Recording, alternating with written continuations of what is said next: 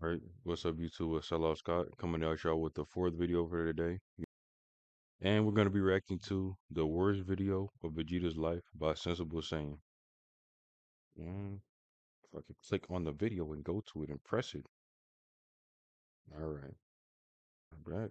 Man, this is the worst moment of Vegeta's life, and we're gonna unpack it. Because this isn't just him Lord getting have killed after mercy. taking one of the biggest beatings in Dragon Ball history. Trust me, we're gonna analyze the horrible beating, but there's more to this scene than what meets the eye. And to get a good grasp on how bad this was, we have to talk about Vegeta's story and mentality during the Namek saga, from start to brutal finish. Alright, let's go. So Vegeta lands on planet Frieza, but he's in critical condition, just coming back from his battle on Earth with Goku, Gohan, and Krillin.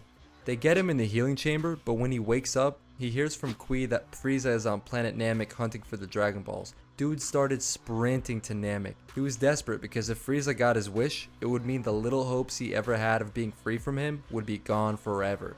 This is honestly do or die for Vegeta. He's always been wanting to take a stand against Frieza, but he Hey, knows he doesn't hey, stand a chance. hey. But with Frieza this close to getting the Dragon Balls, screw that, he's going in. Kui follows him to Namek. He's been wanting to kill Vegeta for a long time now, and seeing as how he's gone rogue, he finally gets his chance to. But when they get to Namek, Vegeta shows Kui the new power he attained after his battle on Earth. Hmm. He has Kui taking a dookie in his pants, and then he slaughters Kui. That guy was a joke, but something Well, I'm telling not gonna about lie, that but whole look. interaction Planet Namek Scouter Vegeta looks so absolutely fucking cold. Like, dude. is just how much most of the Like, he Frieza looks Force, so, he especially just the look higher cold. ranking members, hated Vegeta. They hated him, number one, because he's a Saiyan, and these guys are just straight up racist, this is a fact. And number two, because they all suck Frieza off, and Vegeta is not about that. Don't get me wrong, Vegeta followed his orders, but he's not a bootlicker or a lapdog like pretty much everybody else.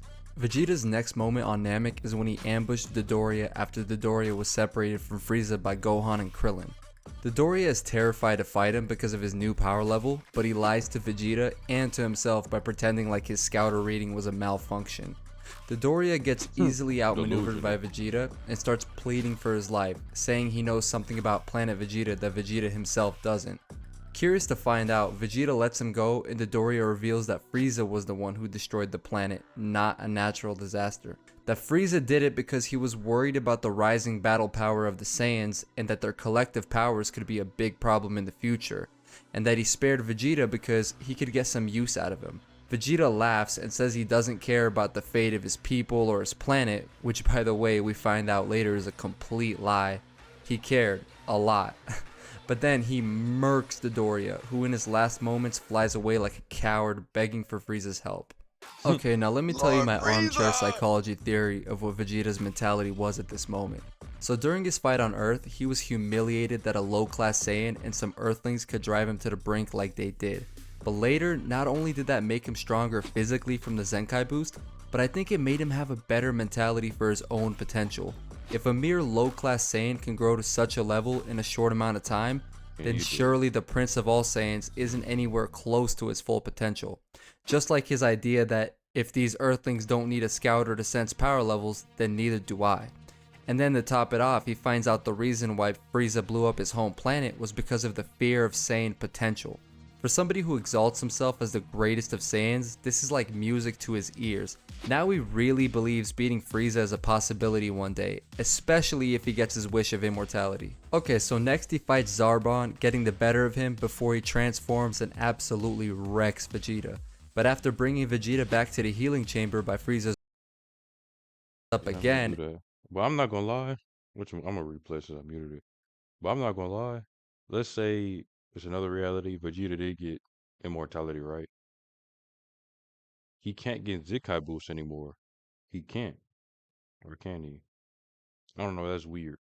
But I think it would get to the point of him.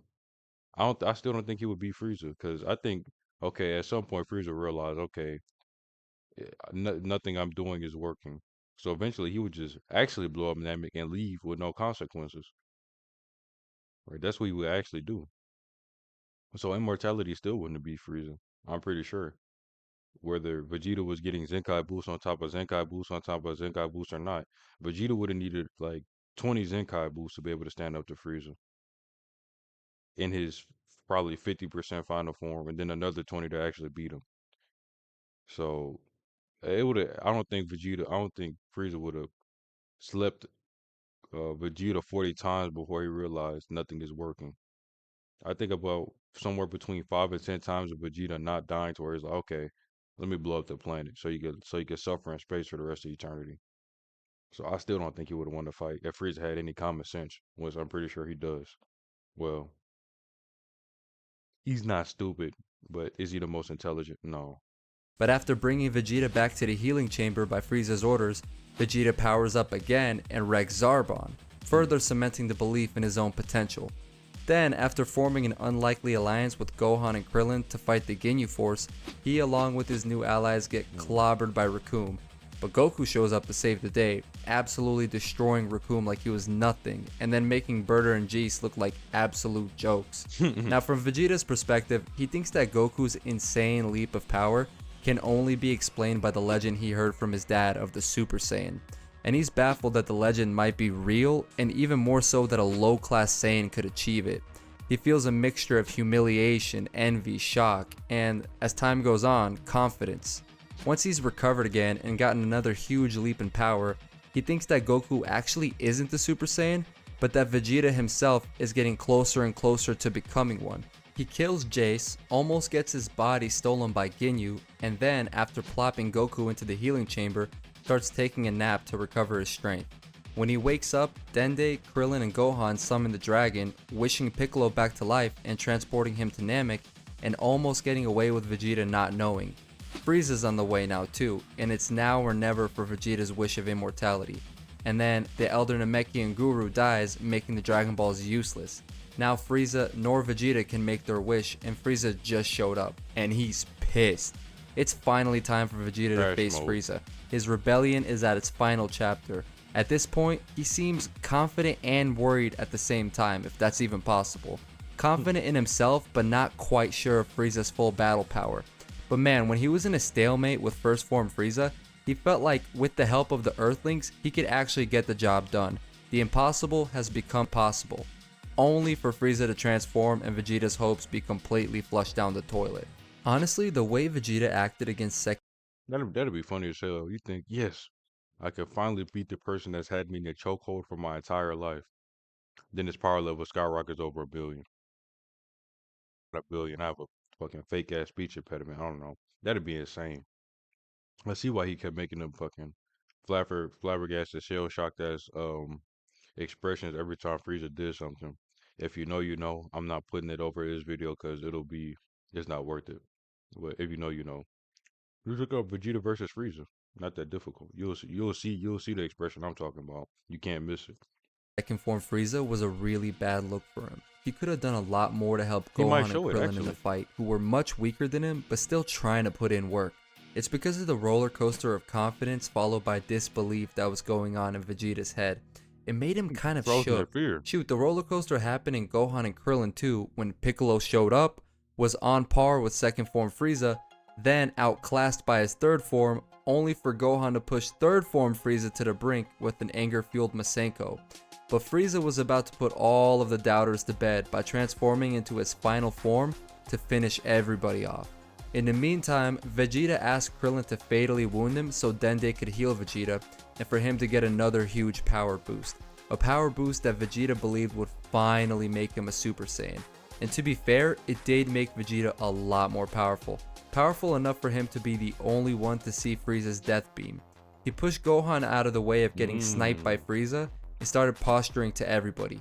He really thought he was him at this point. He proclaims to Frieza that he's a Super Saiyan. Maybe I was wrong about the 40 Zenkai boost. I would say maybe like 15, but still, you know, sense. Shouldn't have to knock somebody down 10 times before he realize they can't die. With his power level being so far in the hundreds of millions. Frieza just laughs this off though, and this is when the worst moment of his life really starts. Vegeta charges at Frieza, and Frieza dodges his punch so quickly it immediately shakes up Vegeta. He keeps charging at Frieza but can't land a single blow. He tries everything he can, but nothing just Oh, and also, it's crazy how that Zenkai boost is so strong. I think it put his power level over 1 million. Power level would have to be over 1 million if he was, what was second form Frieza. And if Vegeta was the only one that could even see his beam, his is over 1 million too. I probably guess maybe 2 million. I don't know. I'm just spitballing. But it's crazy how big that Zenkai boost was. seems to work. From punches to kicks to ki blast spamming, which has never worked before in the show, by the way. Nothing. In a last It worked on Future Gohan. It worked on him. ditch effort, he powers up the most powerful blast he can and shoots it at Frieza. But Frieza literally just kicks it away like a soccer ball. This was it. I mean, really, this was it. He just broke down. Dude, he literally started crying. He knew exactly what was gonna happen and he couldn't do anything about it.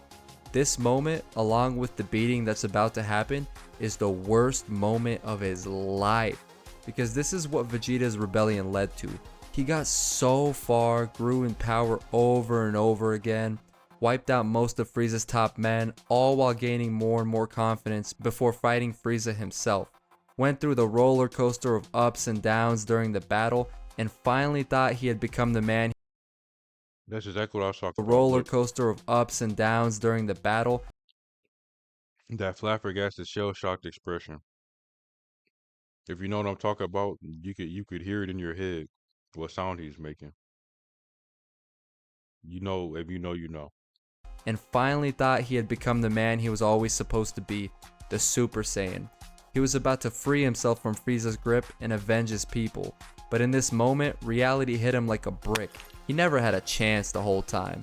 Imagine how awful that would feel. I said that was the worst moment of his life, but I lied. It's about to get worse, because Frieza's about to give him one of the worst beatings in the entire show. It was so bad it hurt to watch. Okay, let's go. Frieza headbutts him, does a little dancey dance in the air, and then kicks Vegeta into the ocean. Then he parts the water to find Vegeta's future carcass on the ocean floor, picks him up by his hair, and like an animal just randomly eats a crab that was chilling on Vegeta's shoulder. It doesn't really get more disrespectful than this right here. He literally takes a break from torturing Vegeta for a quick bite of seafood. He starts punching his back, talking about some, "Oh, I'm just testing your reflexes." Later on, he grabs Vegeta's neck with his tail, lifts him up by his neck, and starts spamming punches to his back again. Imagine the Zenkai boost if Vegeta lived through this. He probably would have been stronger than Goku at base form. At base form.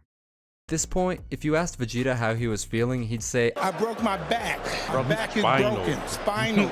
then Frieza just starts unleashing a full-on combo on him. Look at this. Just look at it. Look, they Speaking of looking, the entire time he's dogging him like this, Gohan, Krillin, and Piccolo are Can't just move, watching can't breathe, front can't row think, like, dang, he's getting gasping. cooked, and we're next. Then he throws him away like a banana peel and grinds a rock into his chest with his Lord. foot, just for fun. Just before he deals the finishing blow, Goku shows up and Frieza diverts his attention to him. Goku Spiritual puts up a pressure. really impressive display at the start, and Vegeta starts laughing, claiming that Goku is a Super Saiyan. Think about it, he so desperately at this point wants Frieza dead that he's happy that any Saiyan can contend with him, even if it isn't himself. Frieza snipes Vegeta with a death beam, and just before he dies, he pours his heart out to Goku, begging for him to beat Frieza. He tells him that Frieza destroyed their home planet, forced him into servitude, and begs him not to let anyone else become like he did. And honestly, this is one of the most underrated moments in the entire show. Let's not get it twisted. Vegeta deserved what happened to him. He wasn't a good guy at this point at all, but we can still feel for him in a way Yeah, he was an anti-villain at best. If you know what that means, then all you gotta do, you just gotta search it up. It's hard to explain. because we know It's a villain with morals.